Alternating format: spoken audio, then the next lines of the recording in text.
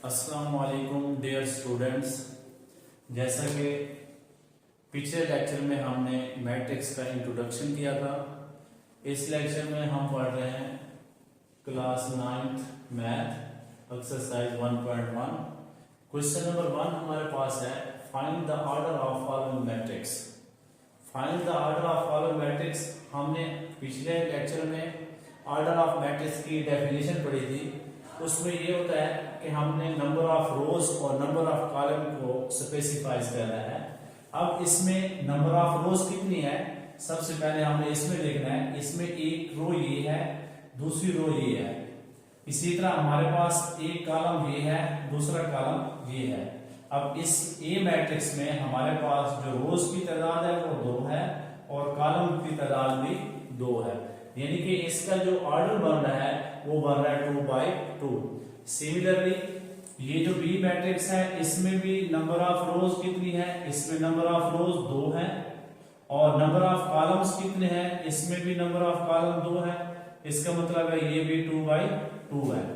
अब हम देखते हैं सी, इसमें रोज की तादाद 1 है और कॉलम की तादाद कितना है 2, तो इसका ऑर्डर जो बनेगा वो 1/2 होगा। यानी आप इस तरह लिखे ऑर्डर आपकी मर्जी, इस तरह लिखे आपकी मर्जी। और हमेशा फर्स्ट जो होगा वो नंबर ऑफ रोज लिखी जाएंगी, सेकंड जो होगा वो नंबर ऑफ कॉलम्स लिखे जाएंगे।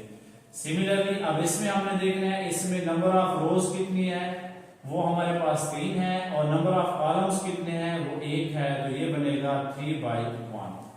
और सिमिलरली जी हमारे पास है, इसमें नंबर ऑफ रोज कितनी है, इसमें नंबर ऑफ रोज हमारे पास है 3 और नंबर ऑफ कॉलम्स कितने हैं, वो भी नंबर ऑफ कॉलम्स भी हमारे पास 3 है।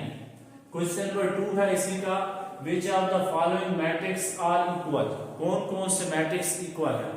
तो इक्वल मैट्रिक्स के हमारे पास जो डेफिनेशन थी वो ये थी कि अगर 2 मैट्रिक्स हों वो उस वक्त इक्वल होंगे जब उसकी 2 कंडीशन पड़ेगी। एक तो उनका ऑर्डर सेम होना चाहिए, दूसरा उनके जो करस्पॉन्डिंग एलिमेंट्स हैं वो भी सेम हो। यानी कि जैसे ये मैट्रिक्स है, इसका ऑर्डर है 1/1, यानी इसमें एक हमारे पास रो है और एक कॉलम है। अब दूसरे जो सी मैट्रिक्स है ये बन जाएगा C = 5 - 2, ये भी 3 बन जाएगा। तो अब इसका ऑर्डर भी 1/1 है, इसका ऑर्डर भी 1/1 है। पहली कंडीशन तो होगी हमारी पूरी सेटिस्फाई। अब दूसरी जो कंडीशन है, अब करस्पॉन्डिंग, इसका भी एक एलिमेंट है वो 3 है, इसका भी एक एलिमेंट है, तो हम कह सकते हैं कि A = C। नेक्स्ट इसी तरह हमारे पास है F, ये 2 और 6 है, इसका ऑर्डर है 2/1। अब ये G मैट्रिक्स है, इसको अगर हम हल करते हैं तो ये बन जाता है 3 - 2, 3 - 1 2, 3 + 3 6। अब इसका ऑर्डर भी 1/2 है, या 2/1 है उसका भी, यानी कि 2/1, इसका भी 2/1 है।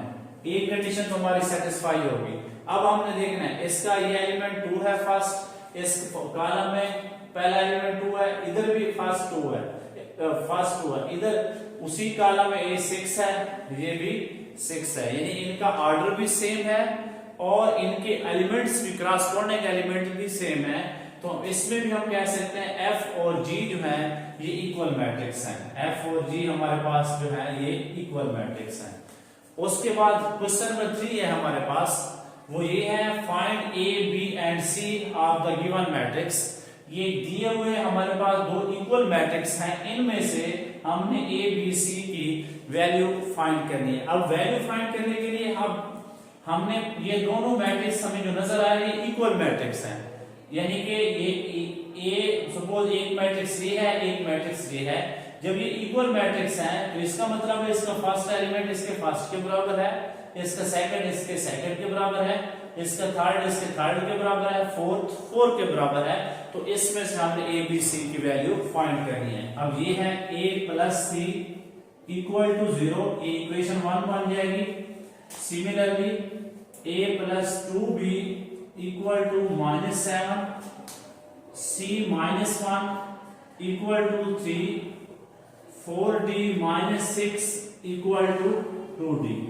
अब हमारे पास ये है कि c equal to 3 plus 1, c is equal to 4, ये हमारे पास c की वैल्यू मिल गई। नेक्स्ट हमारे पास है, इसको इक्वेशन नंबर का नाम भी दे सकते हैं, ये इक्वेशन 2 बन जाएगी, ये इक्वेशन 3 बन जाएगी, ये इक्वेशन 4 बन जाएगी। अब ये c की वैल्यू अब यहाँ इक्वेशन 1 में पुट करें तो a plus 4 equal to 0, a is equal to -4। अब सिमिलरली 4d माइनस 2d, ये 2d दूसरी साइड पे आएगा तो माइनस हो जाएगा, 6 दूसरी साइड पे जाएगा तो प्लस हो जाएगा, ये बन जाएगा 2d is equal to 3 is equal to 6 over 2। अब ये बन जाएगा d ओवर 3। अब नेक्स्ट हमारे पास है, यहाँ a की वैल्यू पुट करें, -4 plus 2b is equal to -7। अब 2b इक्वल टू -7 प्लस 4। अब ये -7 प्लस 4 बन जाएगा -3। अब यानी कि b is equal to -3 2b over 2। अब ये बन जाएगा हमारे पास b is equal to -3 over 2।